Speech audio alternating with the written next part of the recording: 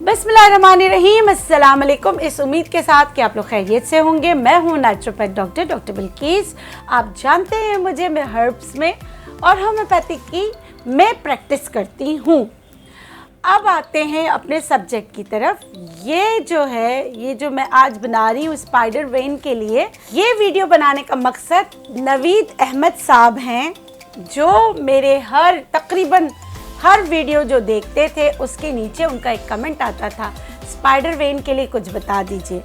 तो मैं उम्मीद करती हूँ आपके साथ बहुत सारे लोग स्पाइडर वेन और वेरिकोसिस दो अलग अलग हैं, कंडीशंस होते हैं, लेकिन दोनों के लिए रेमेडी है, ये इस्तेमाल कीजिएगा। इंशाल्लाह अल्लाह करे आप लोगों को फ़र्क आए, आमीन।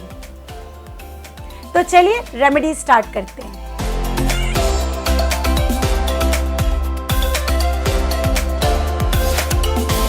अब स्पाइडर वेन होता क्या है?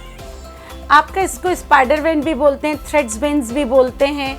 और ये क्या होता है, ज़्यादातर लेग्स पर होती हैं। किसी दवा के रिएक्शन से भी बाज़ औक़ात हो सकता है पॉसिबिलिटीज़ है किसी दवा के रिएक्शन से हो, या जो ख़वातीन अपने चेहरे पे फार्मूला क्रीमें लगाती हैं उनमें भी स्पाइडर वेन्स नज़र आती हैं।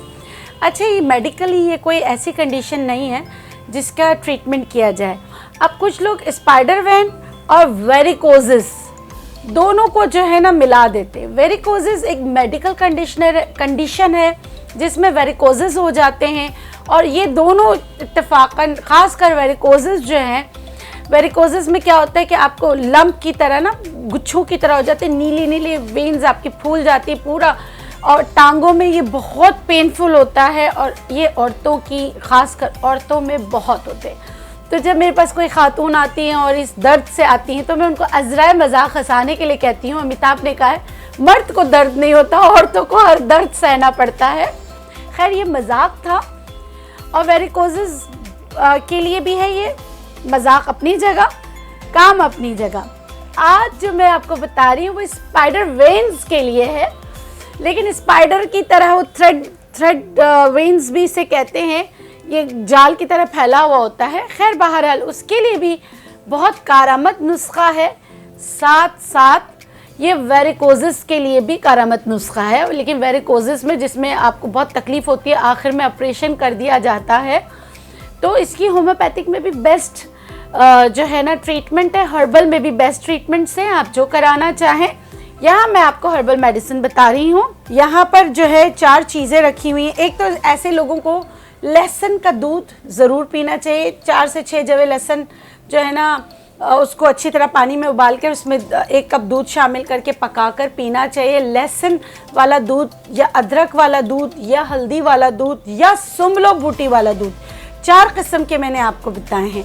ये दोनों के लिए बोल रही हूँ। स्पाइडर वेन्स वाले भी ले सकते हैं, साथ साथ जो है जिनको वेरिकोसिस होते हैं वो भी ले सकते हैं। लहसुन वाला दूध, अदरक वाला दूध, हल्दी वाला दूध और सुमलो बूटी वाला दूध। अब कैसे बनाएंगे? 2 जवे लहसुन को कूट कर, जैसे ये 2 जवे लहसुन रखे, 2 जवे लहसुनों को कूट कर आप आधे कप पानी में पका लें। उसके बाद इसमें दूध शामिल करें।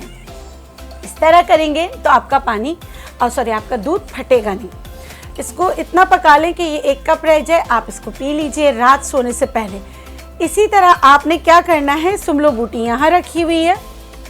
मैंने सुमलो बूटी से अच्छी बूटी नहीं देखी इन वेरिकोसिस में। इवन कि मैंने कैंसर के पेशेंट्स को भी मैं जो है ना रिकमेंड करती हूँ कि आप इसका इस्तेमाल करें। ये भी 1/4 टीस्पून गर्म दूध में डाल के जो आपने पीना है। इसको पीने का टाइम जो है असर के वक्त है। अदरक पाउडर भी मिल जाता है, 1/4 टीस्पून अदरक का जो पाउडर है, सौंठ पाउडर, वो गर्म दूध में डालकर आप पी सकते हैं। हल्दी वाला दूध बनाना मैंने आपको बताया है इसी चैनल पे, आप उसको देख सकते हैं। ये 4 किस्म के दूध है। एक दिन में तो नहीं पिया जाएगा, एक दिन एक, ऑल्टरनेट डे आप ये दूध पीजिए। अब आते हैं कि आपने हर्बल रेमेडी कौन सी करनी है जो आपकी मदद करेगा। उसमें है संभालू के बीज, उटंगन के बीज। संभालू के बीज आपने 50 ग्राम लेना है, उटंगन के बीज आपने 50 ग्राम लेना है, आपने सुमलो बूटी 50 ग्राम लेना है। इन तीनों को पीस कर पाउडर बना लीजिए। पाउडर बनाने के बाद इसमें से 1/4 चम्मच नाश्ते के 1 घंटे बाद, 1/4 चम्मच शाम को आपने ना इस्तेमाल करना है। अल्लाह गफूर रहीम के हुक्म से इंशाअल्लाह आपको फ़र्क पड़ेगा। लगाने के लिए क्या करेंगे, कैप्सिकम क्यू पावर में होम्योपैथिक की मेडिसिन आती है, कैप्सिकम क्यू पावर में लेके चंद कदर वैसलीन में अच्छी तरह मिक्स करके जहाँ स्पाइडर वेन्स है वहाँ लगाएं। और ये वेरिकोसिस के लिए भी अच्छे हैं, ब्लड फ्लो को अच्छा बनाता है। इसके अलावा जो है, जो वेरिकोसिस होते हैं अगर आपके पाँव में है, क्योंकि मैं दोनों के लिए बना रही हूँ, दोनों के लिए बेनिफिशियल है, तो आपने इसके लिए वॉल योगा करना है आप। और दूसरी बात है कि मैंने इसी अपने चैनल पे आपको बताया हुआ है, टेसू के फूल, अजवाइन, फिटकरी पोटली बना के पानी में डालकर उससे उसकी धार दी जाती है, वो भी बहुत अच्छा है। नमक के पानी में भी अपने पाँव को रखें, वो भी बहुत अच्छा है, सूजन को निकालने में आपकी मदद करती है। ऐसे लोगों को खट्टा नहीं खाना चाहिए, बहुत ज़्यादा खटाई आपको नुकसान दे सकती है, फूड कलर्स आपको नुकसान दे सकते हैं। रात को आपने मतलब ठंडी चीज़ें नहीं खाने, आपको मुतदिल चीज़ें खानी है। और जब वेरिकोसिस है तो पपीते का इस्तेमाल और जो है ना बनाने का इस्तेमाल आप करें।